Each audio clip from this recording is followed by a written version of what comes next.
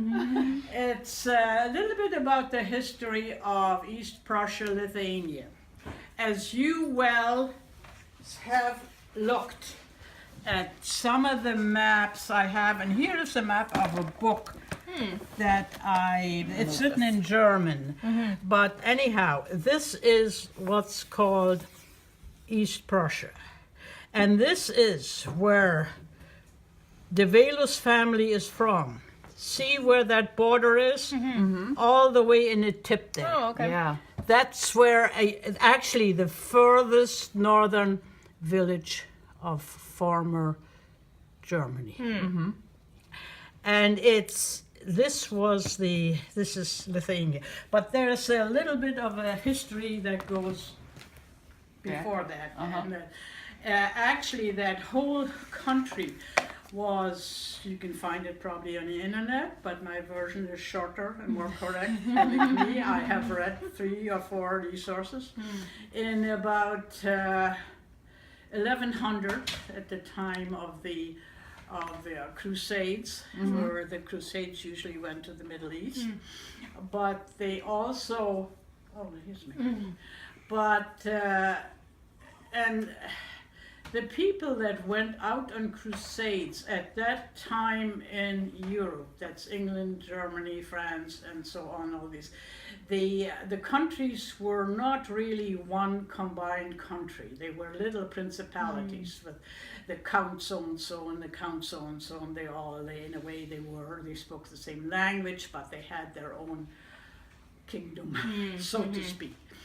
And the oldest son would inherit the kingdom. This famous castle, the Marienwerder, 1200.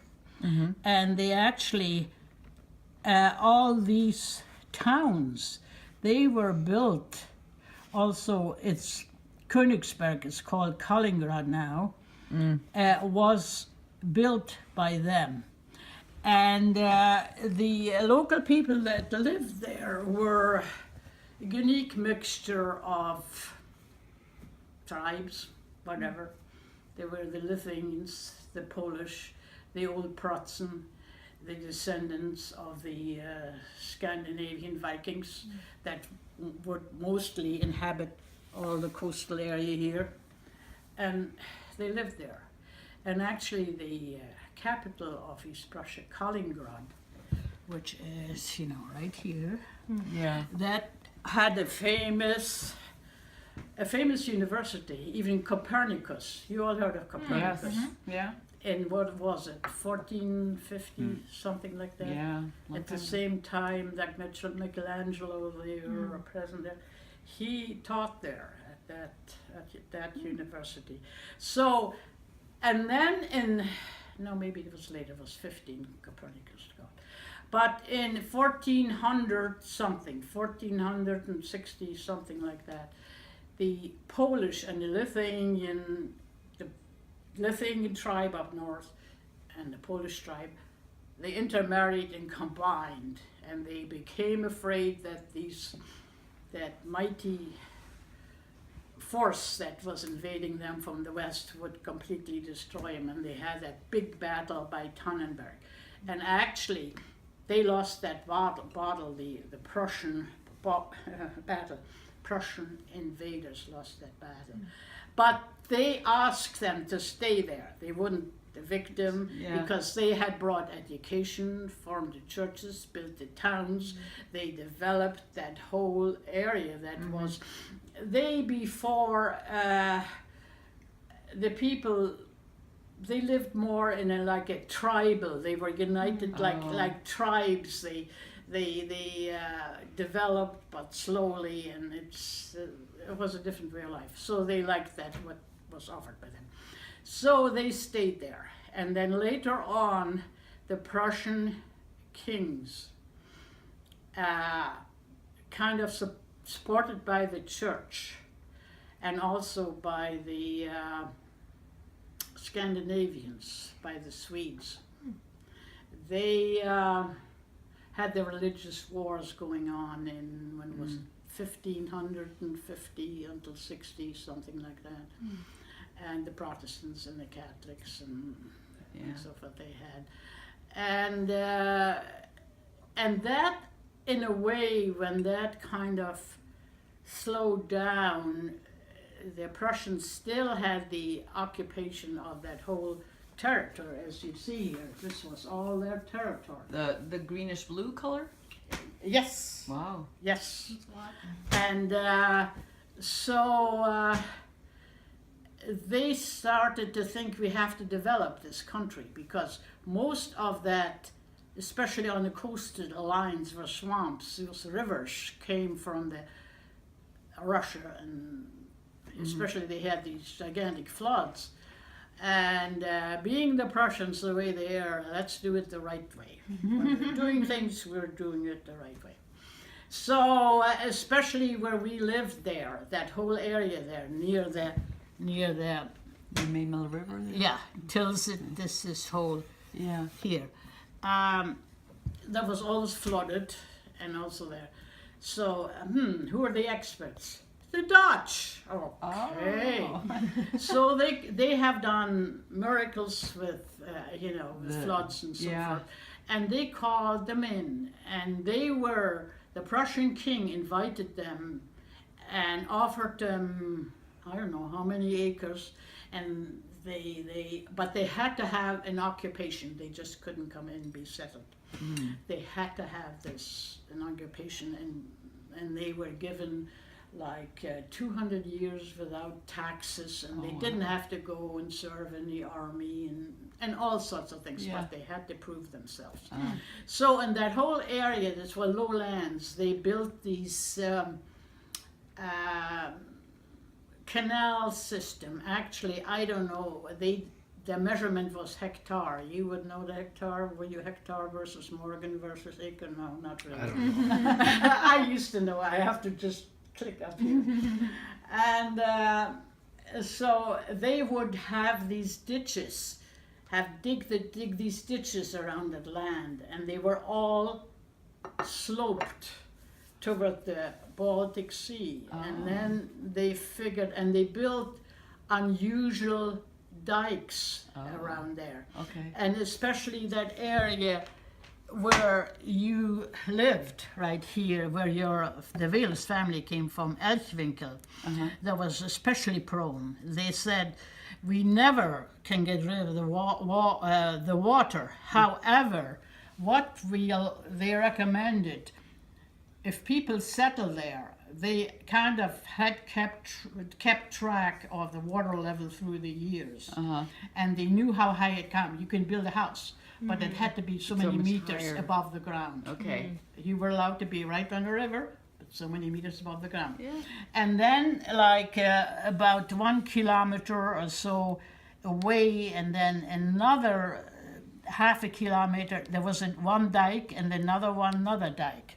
So, with other words, they knew that every spring the water will flood, and it'll take about 6 weeks or so, and then it'll go away. So the people were prepared. We didn't have the floods and destruction that we have here, but everything was strictly controlled. Jawohl! Or else, And they listened. And you know what? Also, what they did. What? We had windmills all over. The Dutch built the windmills. We didn't have any power. So they built the windmills to move that water. And this was this beautiful flat land, and with the prevailing winds constantly from the west coming, that kept those windmills. Where before in America they even discovered windmills. We had windmills there in 1600. Wow. Yeah. Running them. And so that was a very, very beautiful, very fertile country, that whole area there. And then top it off, it was the furthest, I think I mentioned that already maybe, northern village of former Europe, if you have the map of Germany. Yeah, it's kind of, it's here, and there's no Germany here. Maybe this is, everybody is the same there. And so anyhow, a very fertile land, and we had, the sun would come up 4:30 in the morning in the summer. and go down at 10:30, 11 o'clock. Yeah, because you're so far And north. yes, and this was very fertile land through thousands or hundreds of years of dirt and accumulation that was brought in from the rivers from Russia, mixed with that sand that was there. I mean, things would grow. It was just amazing. Wow. They say the story went around that, don't leave that rake in the grass. You come back tomorrow morning, you won't find it. The grass has grown like 3 inches. This was not that. We had to wait maybe 3 days. So you left something in the grass, you couldn't find it. Oh, wow. It was gone Wow. because things would grow. Yeah. Plus the fact that they have that in Holland on the coastal lines. As I said, the prevailing winds. We had the morning rains around 10:30, 11 o'clock. So they never need to water because the wind picked up from the Baltic Sea the moisture, had raised up a little bit, let the water go, Yeah. and it watered the land. It was on top of nice. the fertile land. So it was actually, and were very. Well, it was very good for growing stuff, especially fruits, and not fruits as much because the only thing we actually on fruit we had some apples that had to be very sour and tough because of this cold winters. You think the winters are cold here? Oh, you should see. and those real sour cherries. Wherever you read this. Was it Chekhov also wrote the Cherry Orchard, one of those Russian, you're not familiar with Russian? No, Chekhov? not with that. Well, I read it, and that reminded me of even one of our relatives had a cherry orchard like that. And the cherries were very sour because the sweet cherries, they did not Grow there. No, they did not, and we could grow apricots, they couldn't grow certain apples, nothing. It just didn't. So anyhow, that was the lay of the land, and then after the religious war, the German or the Prussian king said we need to populate this land a little more. And after the Dutch done their work, he invited other settlers, just like in America when they settled the West in Oklahoma, and so they could stake their land and they could land. And even at that time, they gave them religious freedom. We had all sorts of religious. I don't know, from Salzburg, which is all the way near the French border. Yeah. They came in wagon tracks and settled their religious group. And then, I don't know what their trade was. I think it was stone. They were mostly stone masons. And then from Switzerland, and this to me is very interesting. And I really didn't discover it until I read about it when I was growing up. I just, Tilsiter cheese, they make cheese there. That the manufacturing of cheese was brought there by the Swiss, who were also given freedom of religion by the Prussian king.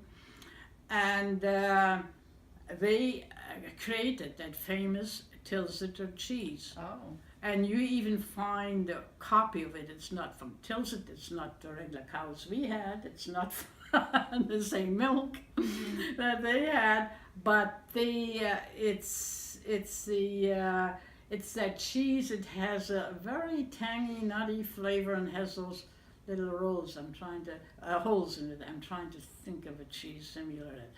So they developed that big cheese in Tilsit here. That is right. That's where actually the one biggest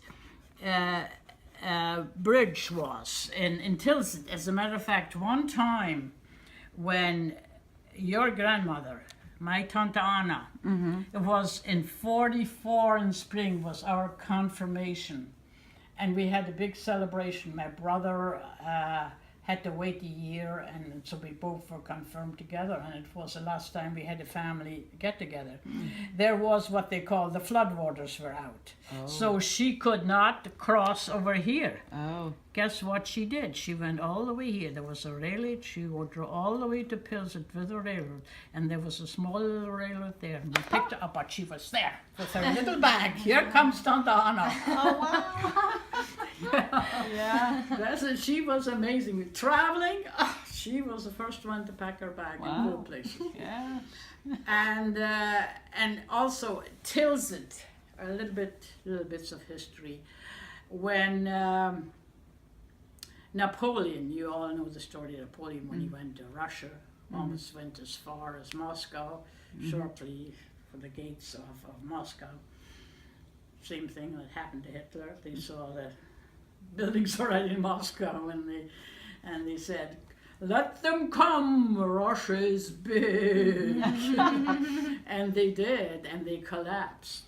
But before that, Napoleon, he went all the way through Germany, and he came all the way to Tilsit, which was we just lived here, and he signed the peace.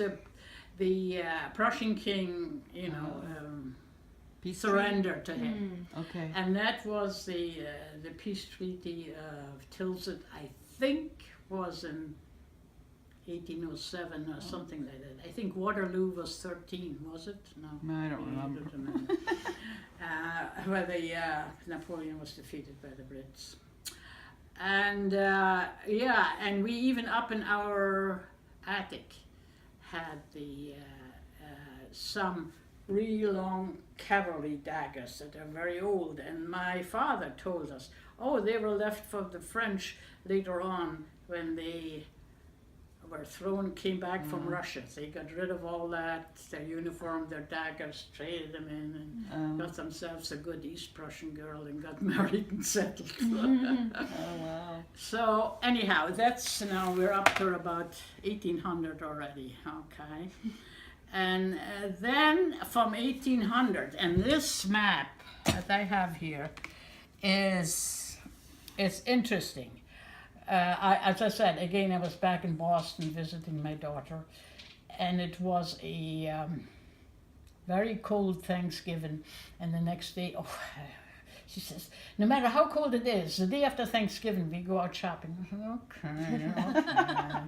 So we were a whole group of there, we went out shopping, and there was a little mall, and it was so bitter cold. I said, no, I need another cup of coffee, and I said, I find a table. So I went in there.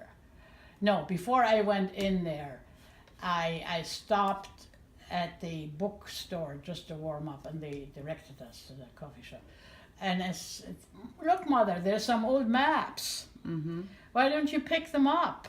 And this map is printed in 1850. Wow. Really? Wow. In America, USA. And this shows how big all this was. Mm-hmm. Yeah. And so anyhow, so she bought the map for me, and I was organizing a table. There was one man sitting there at a table for tennis. I said, are you holding the table? No, I said, can I join you? Oh, of course, he said. I said, but I have another 6 people coming. I said, it's okay, he said. And I know he had an accent. I said, do I detect an Eastern European accent? Uh-huh. And he said, yes. I said, well, it's either Polish or Russian. I'm not quite sure. Russian, he said. Okay. And so we started talking. I said, whereabouts from Russia? I said, don't mind me. I'm just curious. I'm from that general area. And I said, we had literally been neighbors then. And he said, he is from St. Petersburg. Oh. But he was quite a bit younger. He was at least 20 years. So he was born after the war. Oh, yeah. And he was immaculately dressed, but typical European. He looked like Munich used to have select wear of menswear, a lot of Loden material, casual, so he was dressed. And I said, and I started to say, I don't want to ask him directly. I said, well, let me tell you where I am from. And I said, I have a map to show you. Oh. So I showed him this map. Yeah. And he said, and he pointed at this here, the Kurschenerung there. These were the beautiful strip of sand dunes with that water there and all that in between. Whoops. What's that? You No, you don't Flipped want off to the do that. book. You don't want to do that. And he said, why did you ever live there? He said, I remember my most beautiful vacations I had there. Oh, wow. I said, don't you know? And he was an educated man. He was associated with either Harvard or some of these schools there. He looked like, a real, who probably just concentrated at one point and didn't know anything what was happening in the rest of the world. Yeah. I said, didn't you know what was happening there?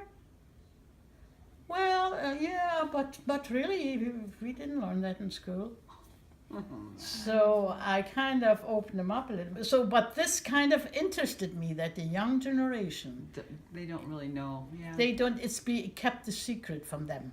Yeah, they just have the broad understanding No, of what happened. no, not- even in Russia, he probably was a specialist in something very unusual thing that he was studying or teaching or whatever, because his English was very good. Uh-huh. And so he said, and I said, yes, we actually neighbors, and now we're all here. And I reached, and he reached across the table, and I said, I'm sorry what happened to you and your family. Oh. And I said, and I'm sorry when they destroyed this beautiful St. Petersburg. I heard so much about it and I always wanted to visit. And this was forgiveness across the table. And I have told that story many times at meetings, inspiration meetings. Yeah. In other words, I title it, It's Never Too Late to Forgive. Yeah, that's nice. So anyhow, that brings us to World War II. Okay. But then the Russians demanded that, and I should have a local map, which I don't. Yeah, they demanded this upper part of this part. Mm-hmm. They demanded it because they wanted, see, that's the wrong map too. There's an inland here. Okay, they forgot. Oh, maybe they printed over it. The most secure harbor, an ice-free harbor on the Baltic, and Russia didn't have one for their Baltic fleet. So they wanted this part here altogether. And that was not the only part. They wanted it for other reasons.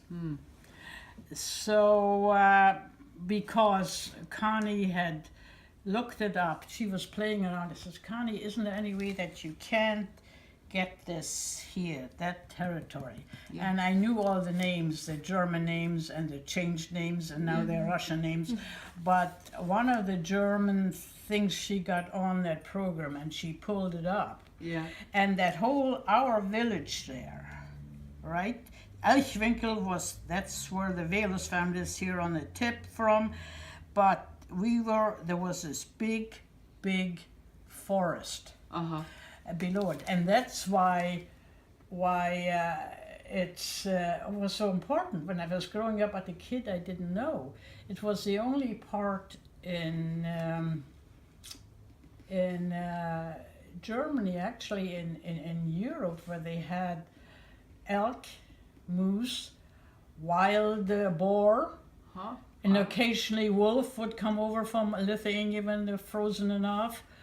And they usually came over in February, March, when the elk was calving and they were after the babies. Yeah. And they had two big hunting castles in that in that forest there. Yeah. And they had been there since 1800, since the Kaiser. And the government dignitaries would come once they were interested in hunting and spend hunting there. So anyhow, that's another little interesting tidbit. And I often wondered, my father just being a farmer, and maybe he was a mayor, but why in the hell did he? I ask myself now. And then it dawned on me that they had these visitors. He never talked about it, never asked him that when they had these very important visitors, he probably was part of the reception committee there. He had a high hat they wore at the time, and he had a set of tails. He owned that, and he had the other tuxedo too. Oh, wow. So, and this is why our little village, which really wasn't much, but that's why it was well taken care of because of that. Yeah. because of that famous Ebenhorster forest that we had there. Interesting. Now, of course, all that stuff is it was not taken care of. It's all the animals are killed. They came with machine guns and held them down and everything. But looking up when Connie was searching on the internet, that there are no buildings present there for our village. Apparently, everything is just dismantled. It's gone. And there's one big flat building. And this thing was written in German, the whole thing, so it must have been done by some German research, explanatory, whatever, photographer. And it said, staatliche Versuchungsanstalt, research. What's research in German? Whatever. You know, and so anyhow, but you know what that was? What? A missile site. I've heard about that all along because nobody is allowed to go there, even like 15 miles. Even not your mother, but Larsy's mother. Erica? Yeah, Erica, and her husband. And somebody else I didn't even know about went there, and they couldn't even go near it. Not even near Eichwinkel. No pictures. They couldn't even go near there. Nobody is allowed in there. When did they try going? They went all the way to Rus, which is across the river in Lithuania. Well, maybe Erica's been sick sometime. Maybe 10 years ago. Wow. Yeah. So anyhow, that beautiful, Land is unusual land, and and this brings me back to your. How much time do you have? No, not much. It's 5:11. Okay, what time do you plan to leave? Well, 5:30ish. 5:30ish. Yeah. Not after 6. Yeah. No, okay. So anyhow, but this is The tree. it's a little primitive, and I think I'm sure what they have now is the regular forms that I just put this together. Yeah. You see, these are Maurits. You know, Is that a last name? That's Okay. and Johann Velus. That's your father's. No, not your father's. My grandpa's grandpa. Is that? Because This is my grandpa. No, that's your father's parents. Johann, no, Anna and Michael. Oh yes. Play, yeah. Yeah. These are your parents, and these is Michael's parents. Okay, Michael's parents. That Yeah. makes sense. Michael's parents. Yeah. And you see the name Maurits. That is not Lithuanian at all. That came from the Salzburger settlement, so they had names like that. Oh yeah. Yeah. Was her first name Elsa? I You're not think sure? so. Okay. I think so. Her name was Elsie, yeah, I believe. And Johann Velus, well, that was a father. Yeah. And this is the way So they had 7 kids? 6 or 7. Seven. I don't know. Wow. 1, 2, 3, 4, 5, 6, 7 branches. So 7 Yeah. kids.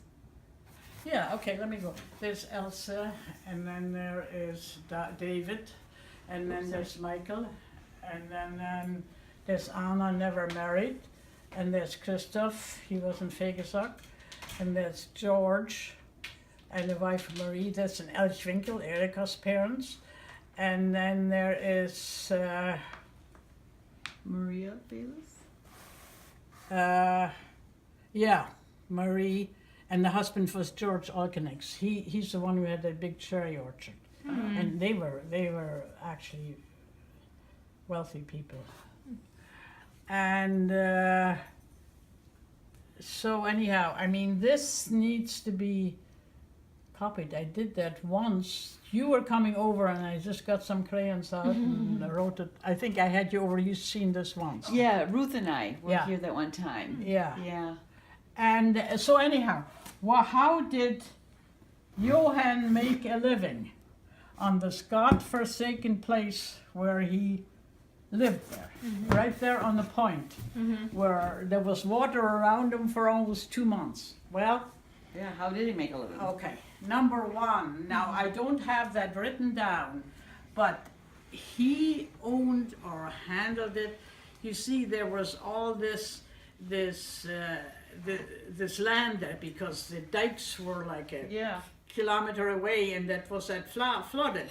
But it was very valuable to cutting hay, and they would have free hay cuttings or so because it grew just fabulous, Oh, okay. you know. And so I think he owned a lot, or he was in charge of leasing it. My father had two. He had like, I don't know, like 10 acres there that he leased just for cutting the hay. Yeah. So, you know, and for Okay. cutting the hay, and they didn't need to fertilize or anything. It was fertilized by the river from Russia who Yeah. came in, and things grew, and That's so it big. was amazing. And that's, I think, was one income. And the other was, he used to wheel and deal with Russians at that time. You see, Russia had those big forests, and they would float down on the Maymil River, those logs. They would tie them together and float them down because the forestry in East Prussia and Germany were very restricted. They didn't have it like they even still have here, indiscriminate coming, you know, and Yeah. saw all the trees down just for pulpwood. Well, they imported that. He would buy The lumber. the logs, you know, Well, yeah. those big logs, they were tied together. And the Russians actually, now this is what my father told me, I wish I would have been, Hannelore didn't do much. She visited many times. I didn't have the money to go and travel with my kids and visit her. She was over there 2-3 times in Germany. And so it's, and they lived, the Russians, and the way they marked them, they each branded this woods, you know, on the side, and if somebody was trying to cut them off and fake them, you had to watch him. So he was wheeling and dealing with that lumber and leasing the land and cutting hay and selling hay and doing all sorts of wheels and deals there. And he had those 7 kids, you know. Yeah. And they must have had some money. Even the youngest one, Tante Else, the one where you are reincarnated. Yeah. She lived in a kind of like a little house there, a separate little house. It probably was a caretaker's house at one time or another. And then after the war, things were bad because that lumber business was out and gone, because Lithuanians would not allow that, because they actually, this here, when you look at this map, and I wish I had a more access to the maps, a little more. You see over here, the river is, where is it here? The Maymil River is the border. Yeah. But before there's the Maymil River here. You see, all this land was Germany, and after World War II, of World War I, it was given, actually, that's the first time they established an independent country of Lithuania. They were always a Russian colony or Yeah. something, and And World War One ended in 18. 1918. Yes. And that's the year Alfred was born in 1918. Yeah, you see, that was a March bad time. 20th. That's why I think the border was just changing when he was born, and you can just kind of almost. Well, I think, no, a lot of them remained their German citizenship. Oh, maybe. Yeah. Yes, your mother too. I mean, your grandmother, Tante Anna, she was German all the way through. There was nothing Lithuanian. It's the main thing was that your father, Well, he didn't even have, he was kind of sickly when he was growing up. yeah. And he couldn't participate in sports or anything, which Yeah. Kurt did a little more. Yeah. And so he was a study guy. Yeah. And they didn't have the money for higher education. Right. And then some Lithuanian got a hold of him. Yeah. And they gave him some scholarship, Yeah. so he had a better education. Right. But his father, it would be your grandfather then? Yes, it would yeah. be my. He Yeah. was very upset with that from day one. He did not accept it. Yeah. Day one. From what I remember, Dad telling me is that he went to study in Switzerland That for for a short time. one semester. Oh, okay. But somehow then I think it was so he would have to come back and teach in Lithuania or something like that Something like as a payback. Kind that. As of a payback, yeah. He Yeah. would have to earn his wages. Yeah. But anyhow, and he now what we had a lot of discussions. I said your mother was German through and through. Talked about your grandmother, and I said I don't know much about your father. I know, and I don't know whether I had mentioned it to you in one time or not, but your father was so bothered by your grandfather, Yeah. by him. He actually had a mental breakdown. Yeah, you've told me that. Yes, I told you that story. Yeah. Yeah. And that whole thing was kept like hush Right, secret. But I was inquisitive. I asked my father. I says, "Why did you have to go there, not to Tapia?" I said, "Tapia is a government mental institution, Oh. And he said, "Well, your uncle isn't there, and he's my brother, and I have to see him sometimes." And then when he died there, Mm-hmm. and he took your Tante Anna, your grandmother, he took her up there, Right. and they were there. And your father never accepted that. No, he thought he was gassed. Yes, no. That's what he always told No, us. he told us there was and he it's funny how people pick up on that. Yeah. But maybe- I remember him telling me that his mom was only allowed to see her husband's body through a little window in a door. That's all. And well, I mean, they came so late. yeah. It took them, and they Oh. didn't have cooling institutions That's true, and so forth. yeah. And yes, but they could identify them. That's why they did not want them Right. to go. And And and my father was with her when she was there. Okay. And I knew the stories. I knew the stories when he was so confused that one morning we had what we call like a enclosed porch in the entrance in the house, and we left it always open. There was a big bench for our kids where we sat down and changed our shoes and washed our feet and did all that stuff. And so one morning, or several times, we woke up. Your grandfather was there. He was sleeping there. He was wandering all around. He had been gone from home, and Oh, really? No. but he found his way there, and he was sleeping there. And my mother said, "Well, don't you want to come and sit with us?" No. But don't you want something to eat? And he said, "Well, you just bring it here. I eat here." Was this after World War One already? Oh They- yes, they- oh yes, I was born. I'm Oh, born yeah. 30. Okay. I Yeah. must have been I wonder. 38. I wonder if he had what we call now the post-traumatic stress syndrome. No. What? it runs in the family. Oh. Well. There is a weakness of being able to cope with stress. Hmm. You know, Yeah. and some people can't. I Yeah. mean, now there's a lot of help available. Yeah. Yeah.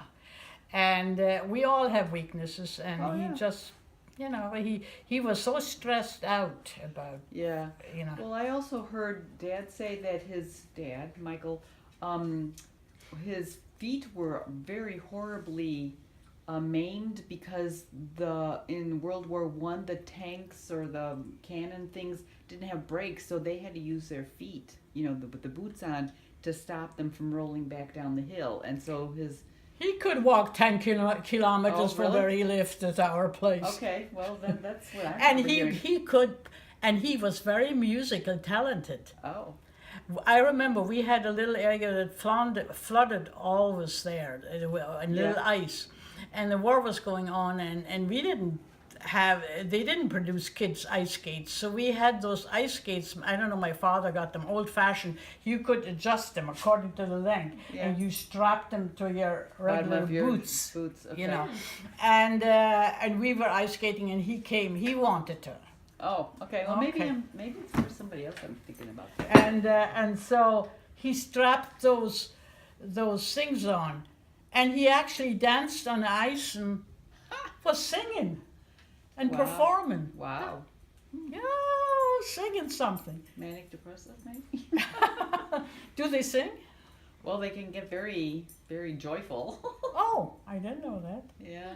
So anyhow, well, I mean, it's Yeah, it's hard to know. it's sometimes. Oh, and I think what this whole thing brought it to the surface, he had a confrontation, your grandfather Michael, with at that time in the Lithuanian side, it's they were, I would say, twice as when the Germans occupied it. They were twice as bad. Whatever they had, those newcomer SS or whatever. Oh, they're yeah. treating them. So they had called them. He didn't salute or something? No, I don't know what it was. They had called him in the office, and the office was on the second floor supposedly. And he had a confrontation with them, and he Oh. called them all sorts of names, and they kicked him down Oh. the stairs, and he may have had just Oh, something. damage, you know, brain damage. damage from that. Who knows? Yeah, yeah. Who knows what it was? But anyhow, that's how he died. He was not gassed, and I remember when he was all confused, and even my mother telling us, no, don't talk to him. I think he's sick. Don't talk to him. Yeah, He used to come. Something happened. Who knows? Yeah. You know, who knows? But The we soldiers. all have weaknesses here and there. Look at my sister. Yeah. You know, now she's fine. Maybe he had the thyroid thing that acted up. Who knows? Yeah. At yeah. that time, they were not able to do these tests. Yeah, that's true. So anyhow, that's the story, but that doesn't bring us to my story, but I leave that out. Oh. My story is a long story. Yeah, you with the war and you losing your mom and stuff. That story. Yes. Yeah, I remember. Yeah. And you and You haven't heard that? I think she has. I might have told her where you were watching Hannelore and you had a baby sister. Yeah, okay. The story was, we were, here, this is a little more detailed, this map. Here in our little East Prussia. Right here. And that was October 44. And we could see that they bombed Tilsit already. We could see the burning of Tilsit. And the thing which kind of, to me is interesting, and I'm amazed why they didn't allow us to leave earlier. And of course, my father couldn't, he had to stay there to organize the evacuation of, and all the hundreds of, we didn't have that many, but they were two big estates, so maybe had a couple hundred milking cows and horses and all that stuff. Yeah. People had to leave and all that, you know, livestock was there and had to be taken care of. I don't know what they did with it. I have no idea. But he had to stay. And so we packed, he had those 2 wagons, he started preparing already and packing. Yeah. But it was kind of interesting. And sometimes I compare things.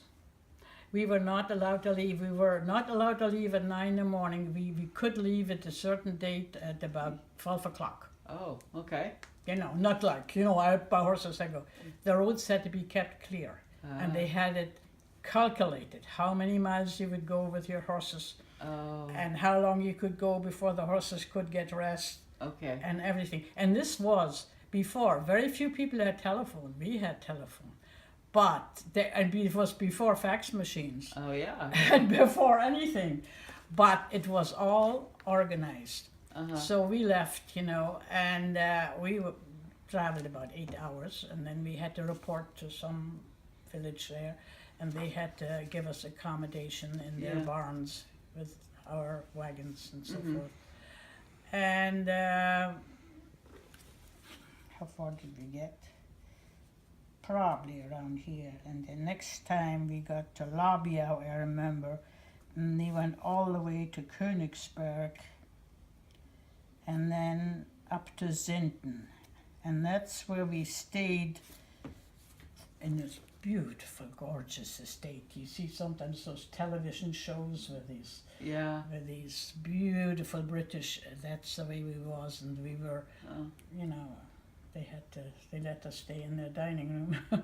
We all camped out in the dining room with all our stuff. Yeah. And we stayed there, and actually I said, oh yeah, and then somehow things started picking up. The Germans started driving the Russians back, but they just waited, I think, until winter came. And we even went to school. We took the train to Königsberg. Oh, wow. For about 2 months to school.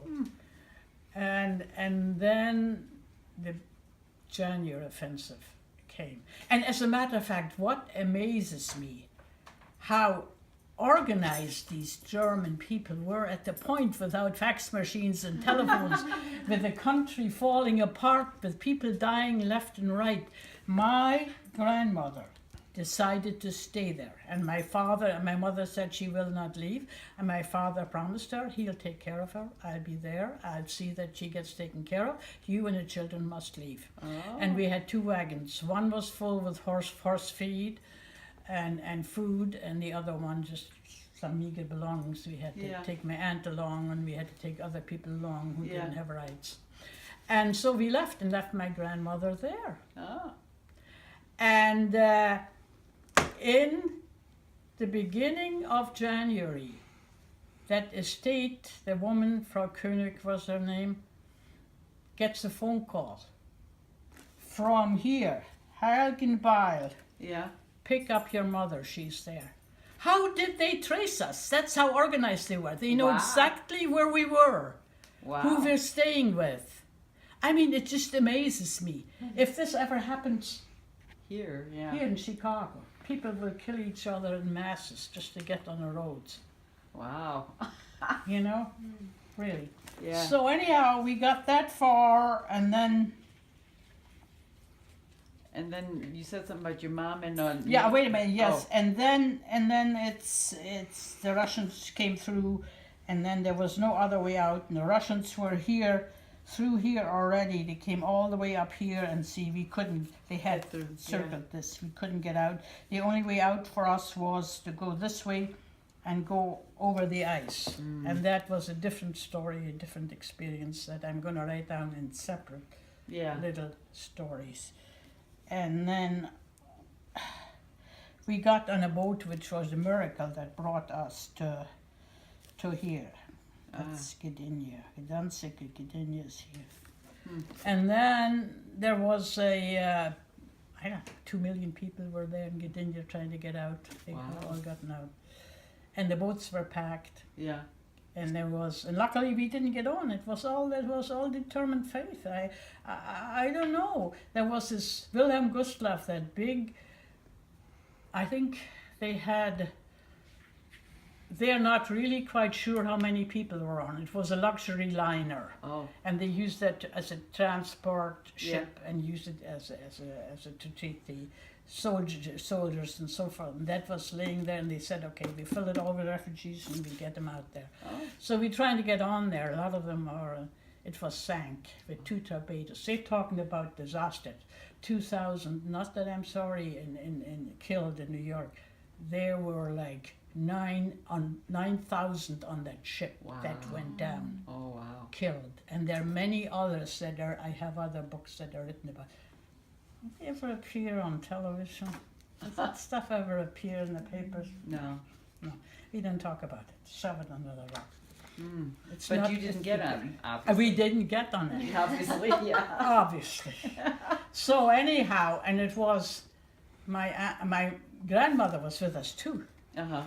and she died, and here she died. What are we going to do? We had found a room. A woman, my mother traded. She had a piece of bacon, a big hunk of bacon, for this one woman, whether she would let us stay in that one room. We all stayed in it.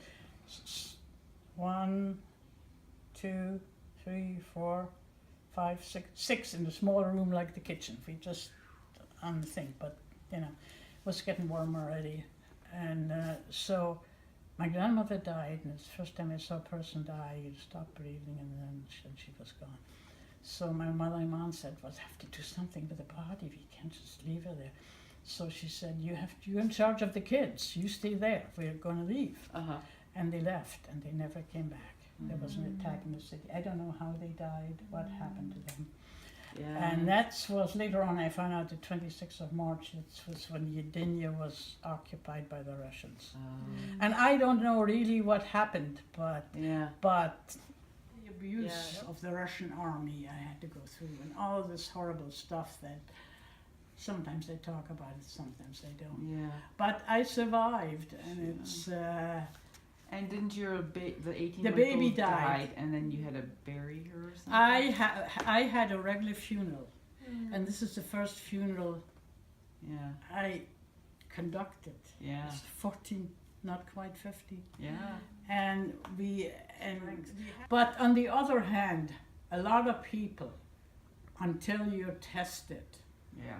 you don't know what's in you. Yeah. That's, And you know it yourself. You had a Yeah. hard time too in life, yeah. Until you test it. Right. Yeah. It comes, and it will. And some people can't. I think it affected Hannelore. Yeah, because she hardly talked for. Yes. She doesn't talk much, or she didn't used to. I don't remember her talking much. It had affected her, and I think it also affected Helmut. And I think, Helmut, see, he got out on a U-boat. He was taken away from us, trying to leave East Prussia, but the Germans pulled him away. Here's a gun, you stay here to defend your fatherland. Oh. And of course, my mother almost broke apart when she died. But somehow he was clever enough to get on a U-boat and get out Yeah. and end up in Denmark. Oh. And now that movie has been made, This Land of Mine, it's called, because the Germans had literally field of mined all the coast on the west side to prevent the invading forces from coming in. Wow. And they didn't have any mining, cleaning equipment or anything. So what they did, and they used a lot of these young kids that they had taken and sorted out for cleaning the mines. And then I wish I could see, the movie is made though in